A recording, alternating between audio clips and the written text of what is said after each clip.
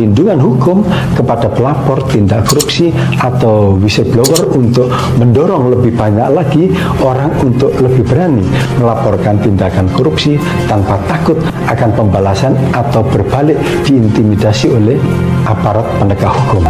Biasa sekali lagi selamat untuk Bapak Prabowo Subianto, Presiden Republik Indonesia.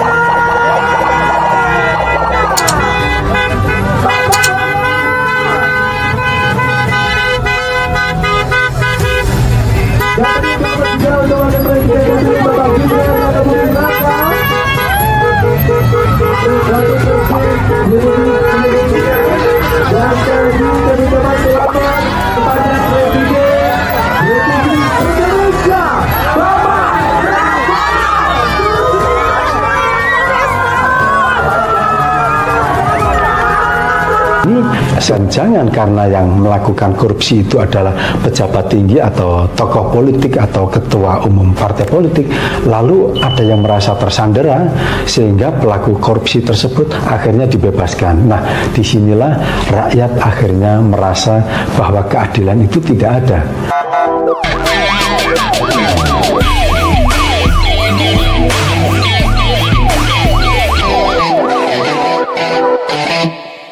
Bahwa mengatasi korupsi dengan cara menaikkan gaji para pejabat negara seperti hakim, jaksa, dan lain sebagainya, atau dengan cara menambahkan tunjangan bagi anggota DPR itu tidak salah sih, itu baik-baik saja sepanjang tingkat kesejahteraan para pejabat negara itu dinilai masih rendah untuk memenuhi kebutuhan standar hidupnya sehari-hari, dan memang perlu mendapat perhatian khusus dalam hal kecukupan hidup dan kesejahteraannya.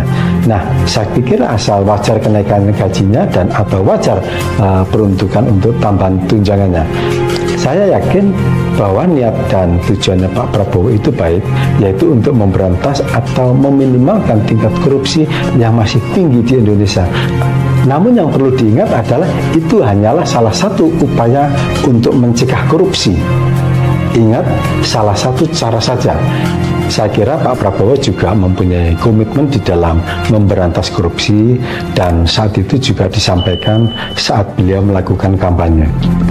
Dan saya kira masih banyak lagi program-program dari Pak Prabowo. Berlatar belakang militer, Pak Prabowo dengan karakter ketegasannya, saya yakin beliau akan bisa mewujudkan program-programnya untuk kemajuan Indonesia di segala bidang. Asal di tengah berjalannya beliau berkuasa tidak ada yang memberikan input-input yang sifatnya destruktif.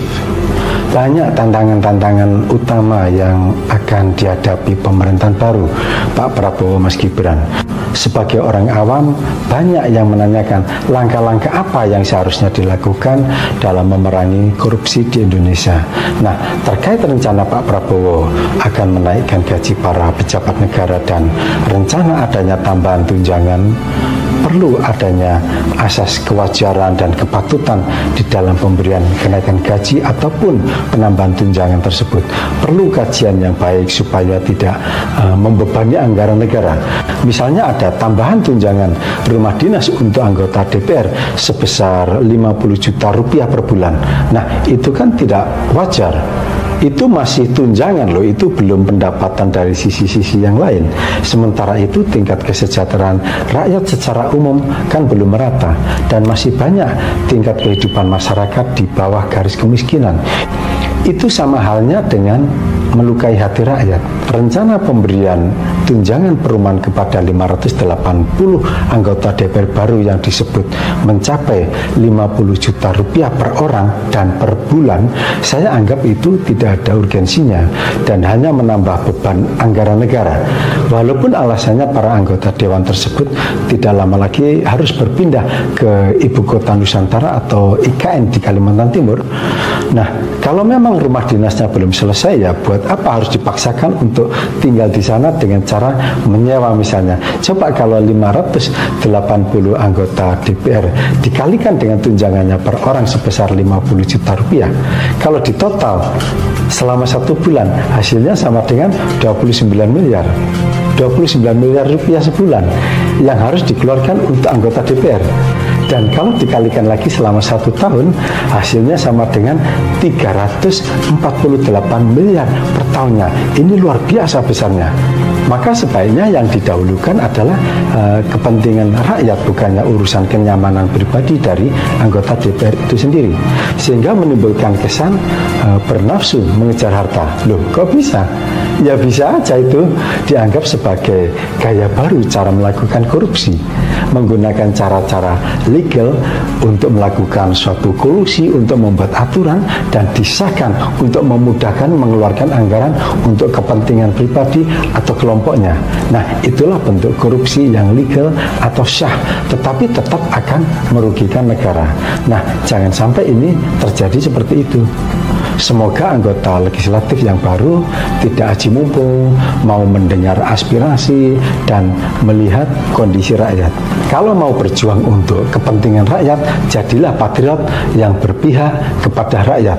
Juga presiden kita, saya kira Bapak Prabowo lebih bisa berpihak kepada rakyat sesuai dengan tekad beliau. Nah, di sisi lain, menurut sudut pandang saya, menaikkan gaji hakim dan jaksa itu hanya salah satu langkah yang mungkin memberikan hasil baik, tetapi itu dalam jangka pendek. Dalam jangka panjang belum tentu itu akan berhasil, karena menyelesaikan masalah korupsi yang kompleks dan sistemik memerlukan upaya yang lebih holistik dan terintegrasi.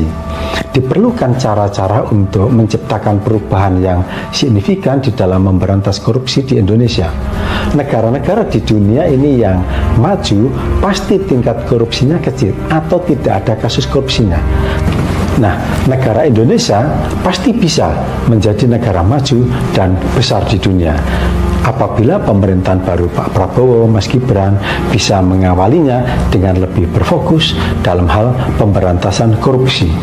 Pemerintahan Pak Prabowo dan Mas Gibran perlu mengambil langkah-langkah strategis dan berkelanjutan.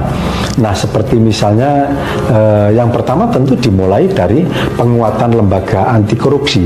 Dalam hal ini ya KPK. Jangan sampai di awal pemerintahan lembaga KPK itu dikuatkan dan menjelang berakhirnya masa jabatan sebagai presiden, KPK malah akan dilemahkan. Nah, biasanya kan seperti itu selama ini.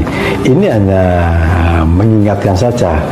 Nah, KPK atau Komisi Pemberantasan Korupsi perlu diberikan dukungan penuh untuk menjalankan tugas-tugasnya secara independen, termasuk melalui peningkatan anggaran untuk dukungan operasional misalnya, peningkatan sumber daya manusia, dan perlindungan hukum terhadap mereka. Dan diperlukan langkah-langkah yang sistemik untuk koordinasi antar lembaga untuk meningkatkan koordinasi antara KPK, kepolisian, kejaksaan, dan lembaga penegak hukum lainnya untuk memperkuat sinergi di dalam pemberantasan korupsi itu sendiri. Nah, itu baru top. Dan yang kedua, perlu adanya keberanian untuk melakukan reformasi hukum dan peraturan. Di antaranya harus berani melakukan revisi terhadap undang-undang yang terkait dengan pemberantasan korupsi untuk menutup celah hukum yang dapat dimanfaatkan oleh para pelaku korupsi alias para koruptor.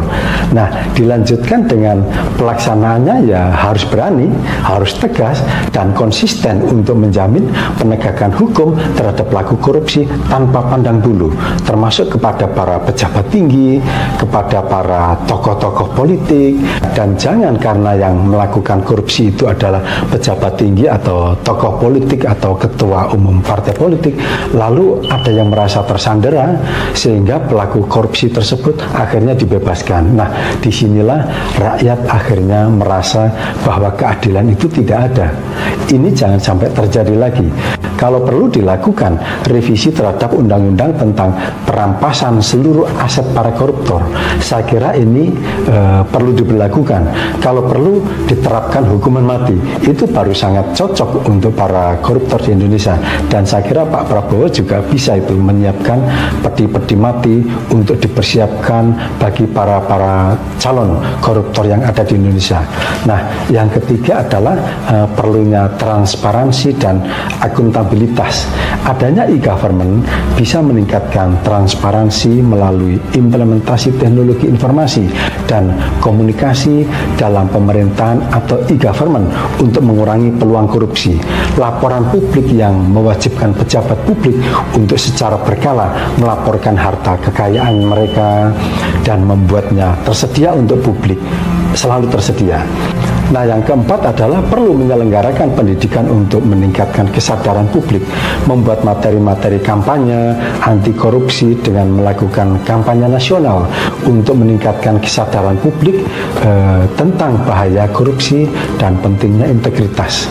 Pendidikan anti korupsi akan mengintegrasikan pendidikan anti korupsi dalam kurikulum pendidikan untuk membentuk generasi yang lebih berintegritas.